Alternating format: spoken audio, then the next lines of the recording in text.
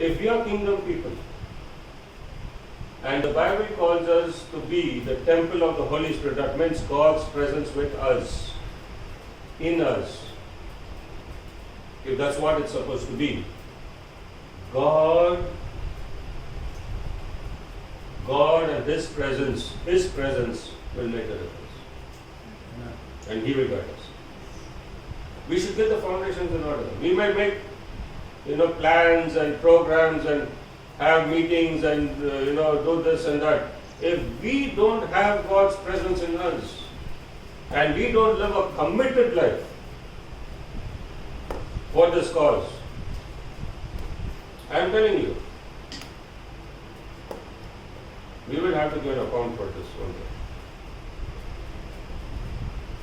Because for many years we have been the casual kind of people who go to church and come. Go to church and come. We are on a yo-yo trip. On Sundays we are high, every day other days we are normal life. But that's not what God expects from us. Look about it, think about it. Few years and we are no more. Few years and we are gone. And then when we are old, we will be regretting and thinking, I should have done this, I should have done that, I should have done this. If I talk about myself, 53 years and I wasted my life. Honestly.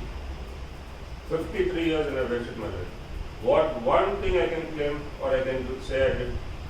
Nothing. Rubbish. You taught me. Pardon? You taught me. Amen. Amen. Amen. But I am saying, in the sight of God and His holiness, with His power, with what He gives us, the position He brings us to, what are we doing? So I am just saying, the rest of our lives, will it be meaningful?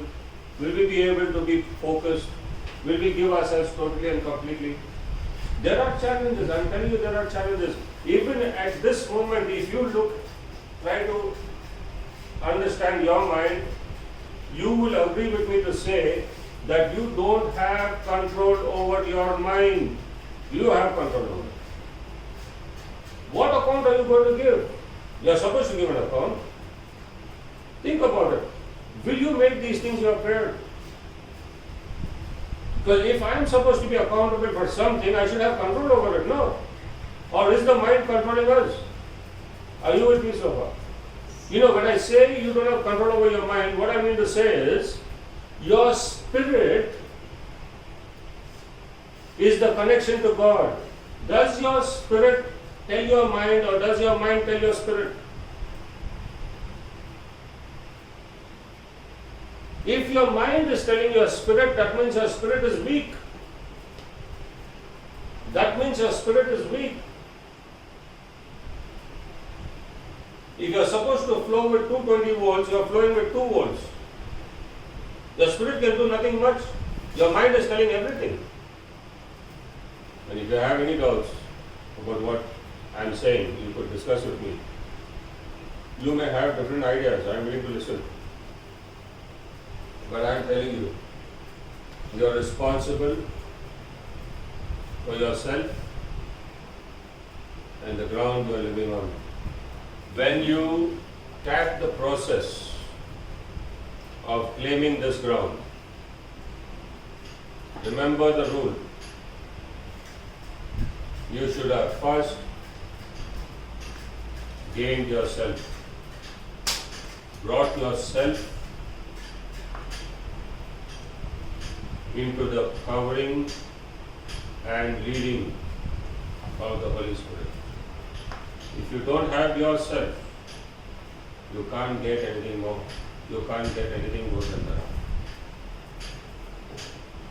We all jump to do actions, but we have lost ourselves. When we start this process, be sure there is going to be an attack. Because Satan doesn't want to give up. That's why you need to conquer yourself first. You have to give yourself totally and completely into the Lord's hands. Gain control over your heart, your mind, your soul, and let the Holy Spirit dictate. There's a story in the Bible where the enemy attacked, and when the enemy attacked, the Israelites took the ark of the covenant, the ark of God, into the battlefield. That's the presence. And the presence brings victory, right? But you know what happened in that case? The ark was stolen. I mean, just think about it. The enemy stole the ark. For them, it was a magic box. The Israelites' magic box. The point is, the magic did not work for Israel, it worked for the enemies. The question is why didn't the presence benefit the Israelites? Because they didn't have the right intention and they did not go as per the process. God is methodical. He has a method of doing things. You better learn it and follow His instructions. And the method in the New Testament is, have you repented of the things that does not please God? Confess your sins and repent. The second step is, be in the Lord. Otherwise you will be swallowed up. Be in the Lord. That's the second step. I don't know how many days from now and the Lord will come. Everybody's been saying this. I've been hearing this since I was a teenager. But it's like the story, of the tigers coming, and the villagers will run and protect the sheep and do everything, pick up the weapons and all, and again Ramu will come the next day and say, okay, the wolf is coming. Yeah. And then everybody trying to hide and all that. Again Ramu the next day, the wolf has come. Eventually they gave up. And one day when the wolf really came, Ramu screaming all his lungs out, wolf has come. Everybody is still sleeping. Like who cares? That's unfair. But one day Jesus is coming. And He's coming soon. Like a thief in the night. And I don't know how many more days left. And I'm telling you, the signs in the world is so loud. It's so clear. It's so clear. There's nothing else left to be fulfilled. Do you know this? Every single requirement is fulfilled. What is left to be fulfilled? The only one thing that we cannot have any understanding on is the number of Gentiles that have to come in. Who knows the count? Anybody knows the count? Somebody was asking me, what will we do? What can we do? Conquer land. Go ye therefore and be fruitful, multiply. And that's what you can do, no. Be fruitful and multiply, no. So who said that's biological? Necessarily biological. You have to be careful. You can go and just start planting papaya bananas. Somebody did that also. I'll plant banana trees. Be fruitful and multiply. And the point is, you cannot make a disciple if you are not a disciple. You need to be a disciple to make disciples. You easily go and, Great Commission, you are going to make disciples. Are you a disciple? Is the first question. What is a disciple? Who is a disciple? How do you define a disciple? Who is a disciple? Discipline? Any other smart answers? Train for the kingdom. Yeah. Certified good Christian. Okay. Okay, so I have a student here, she'll answer. Student. A disciple is a student. The word disciple means student. When you are willing to be a student, to listen and to learn, you begin to learn to discipline. A disciple will learn to discipline himself, herself, and become disciplined. Do you know there's a verse in the Bible that says, the natural was first, then the spiritual. The natural or the physical was first, then the spiritual. Savvy will ask where it is. You'll have to search for it. But listen to me. If the natural is first, then the spiritual, then you got to understand. That your discipline in the natural, in your physical, is important. Then you will get the spiritual. Everybody jumps half an hour prayer, half an hour singing, one chapter a day. That you want to get without getting the natural. First discipline, no? When you get discipline, you will get the spiritual. Is there a rule book? Is there a rule book for Yeah. your discipline? Yeah. That is- I just said certain things. So the natural is first, then the spiritual. When the natural is first, your discipline starts by learning what the Lord said. The rule is in the teachings of Jesus, in the parables that He gave us, but you have to have a disciplined life. You can't live haphazardly. And when it is told, better listen, otherwise demons will jump in and take over. You know something about demons. You never know when they come in. You will only know when they go out. Did you realize this? Every instance in the Bible, when they left, they made a big racket. When they came in, nobody knew. That's called deception. You never knew when they come in. How can you tell they're coming in? You can only tell when you violate the word of God, it's an open window for the demon to come in. And they come in such a way. 1 Corinthians 15:46, please read it. The spiritual did not come first, but the natural, and after that the spiritual. Praise the Lord. So in this realm, it's first the natural, then the spiritual. So there's no point, going to Bible colleges, because doing theology, if you don't have the natural intact, if you've not mastered, conquered your natural, forget about the spiritual. So brother, you asked the question, what's the rule? The golden rule that God gave to the first man, Adam. He never gave him the spiritual, He first gave him the natural. And what was it He said? Go and tend to the garden. Take care of the garden. Take care of the garden. That's the natural. He never gave him spiritual commands or rules without him practicing the physical, the natural commands. So what does it tell you? The one rule that you should understand that will keep you out of trouble is to be occupied. Be occupied. And hence I put that. It's one of my, that's the two statuses I have. One, that's on the one number, the blue is in one number, the green is in the other number. Being occupied with eternal matters. You occupy yourself with eternal matters. The point is, whatever you do should benefit you in eternity. Whatever you do should benefit you in eternity. So God told Adam, be occupied. Then He gave him the spiritual implication, don't eat. Because of the day you eat, you will die. This is not spiritual talk. But the first principle was, be occupied, man.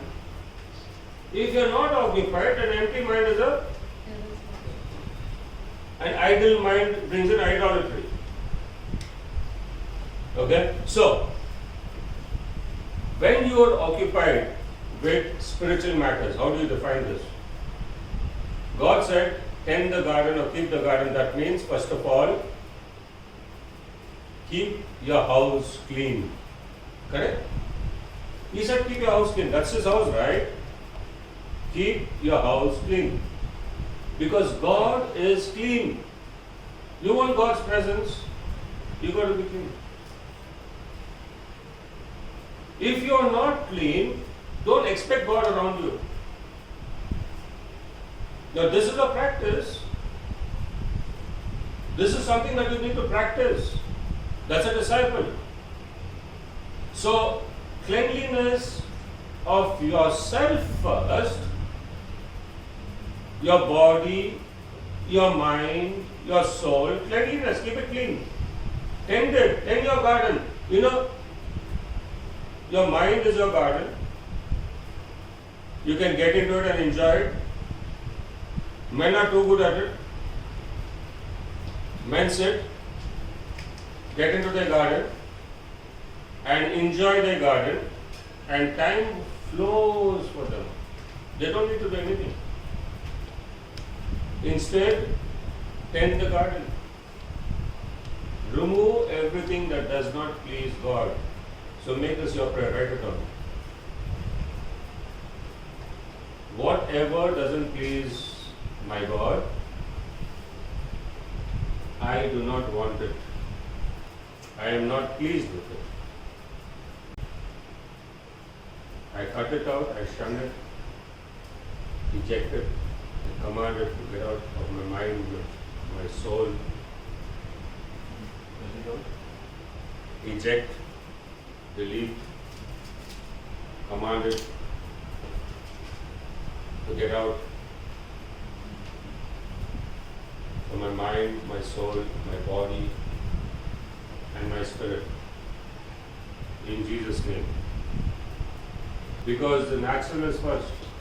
So, discipline yourself, tend your garden, your life, your thought process, what you eat, what you drink, what you speak, and please give up the post jokes. Please give up the post jokes, because there's a verse for this in the Bible. No post talk in the presence of God. There's a verse. No loose talk, no post talk, no post jokes. God does not like it, because that's not God. He is clean, He is holy, He is pure. And if we have His presence, we got to honor His presence. We be careful. Ephesians 5:4, what does it say? Avoid post talk. That's what the verse says. Don't do these things. You are not bringing Him the glory. Stay away from it. You know, if somebody says a joke also, just don't smile back, don't laugh back. Why you be party to it? And then you are like, why? It's not that funny, no, it's not funny to me. I'm sorry, it's not funny to me. Why you be party to it? I mean, I got to give an account of it. You think it's a joke? When you give me an account, you know what the joke is. It will be a joke on you then. I got to give an account for this. So, better do what God wants, because He, in His hands is my eternity, no. It's not in my hands. Unless you choose hell. You know what is hell? You know what the Lord defined hell as? You know, other than we knowing it, it's a burning place, and you know, we have some descriptions of people who went to hell and came and all those things they give you. What did the Lord say? The Lord said, it's the outer darkness where there's weeping and gnashing of teeth. The outer darkness. Now, just imagine the darkness and the outer darkness. You know, one of the things about darkness is, did you see yourself in a dark room?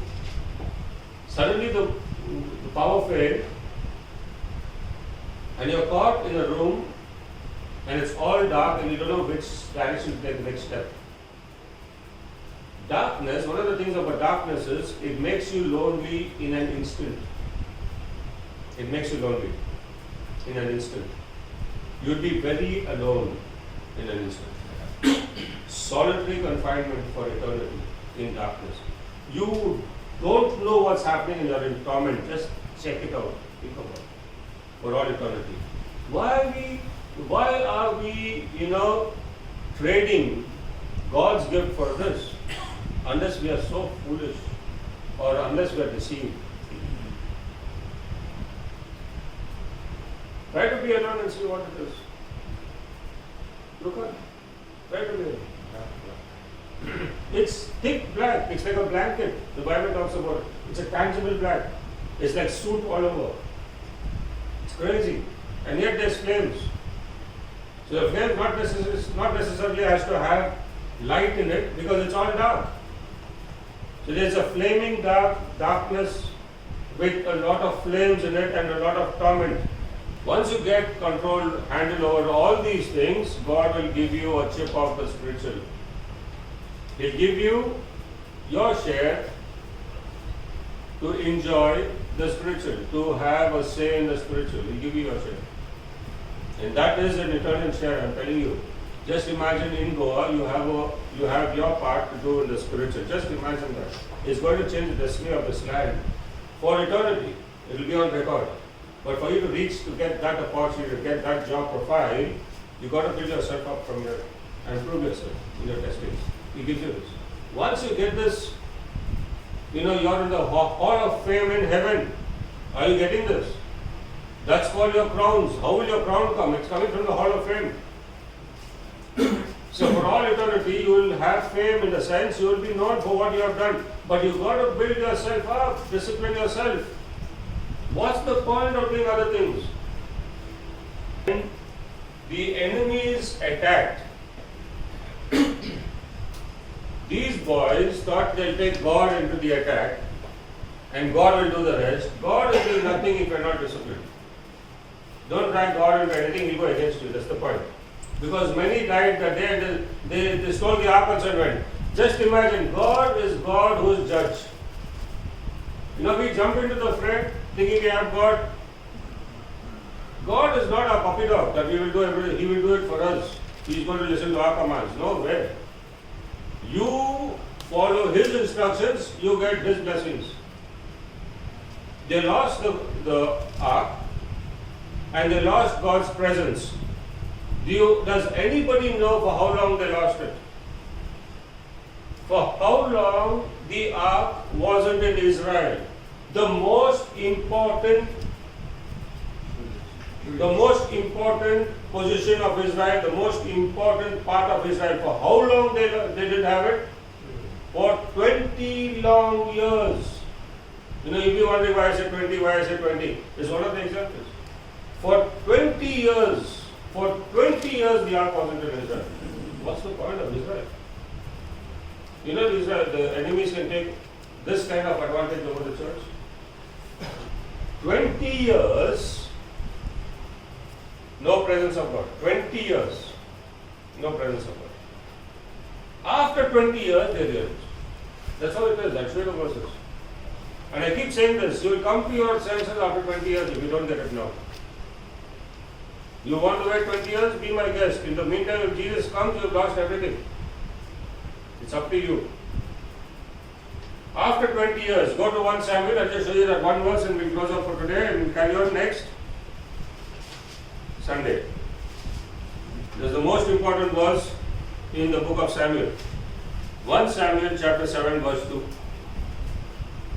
It says, it was a long time, 20 years in all, that the ark remained at Kiriath Jearim, and all the people of Israel mourned and sought after the Lord. Kiriath Jearim is the place where they parked the ark, on the outskirts of Israel. They parked it there because some 70 people died. Previously, the story goes, when the cart built and the cover of the ark opened up and people ran to see inside. What is the lesson? What is inside the ark? Whoever saw died. Get the point. Get the point. God will never allow you to have a glimpse of the spiritual if you do not get the physical. You are cut out from it. Get the point. Don't think it's exciting, we'll go and have a look at it. Forget about it. And it says, they were, how it says here? Verse 19 of the previous chapter, 1 Samuel 6. But God struck down some of the men of Beth-Shemesh, putting 70 of them to death, because they had looked into the ark of the Lord. The people mourned because of the heavy blow to God that the Lord had dealt on them. The heavy blow God dealt on them. People on the run, they want a chip of heaven, they want a chip of the spiritual. We'll see what is there in it. We'll just check it out. The cover opened up, let us close it. Stop it. You can't get a chip of the spiritual if you don't get the physical. Discipline is important, specifications are important, God is particular in His ways, He is a principled God. We understand these things before we proceed. 20 years, it was parked into the outskirts, left there. Imagine living 20 years without the presence of God. Imagine what a waste of a generation. Somebody has to raise up, somebody has to wake up, somebody has to get up. And you know what happened? Samuel stayed quiet. Samuel, the appointed judge, appointed by God Himself, stayed quiet. He just put his hands in his pocket. Let's see what.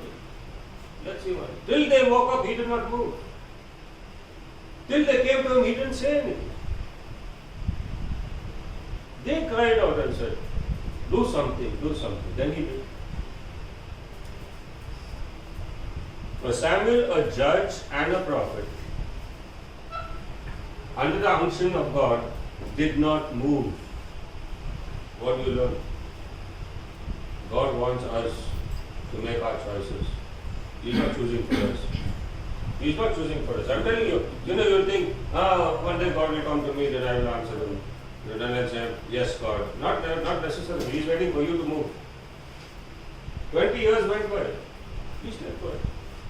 Imagine Samuel's calling, imagine his calling, his anointing, sitting there for 20 years. Think about it. Just sitting there for 20 years. We'll pick up the story next Sunday. Think about it, but I want us to be ignited by the fact. Join the team. Be convicted and convinced. Stack your progress in this direction, and God will bless you. Because wherever we are accountable for ourselves and the land we are on. We are accountable for both these things. That's what brings glory to God. Shall we stand up?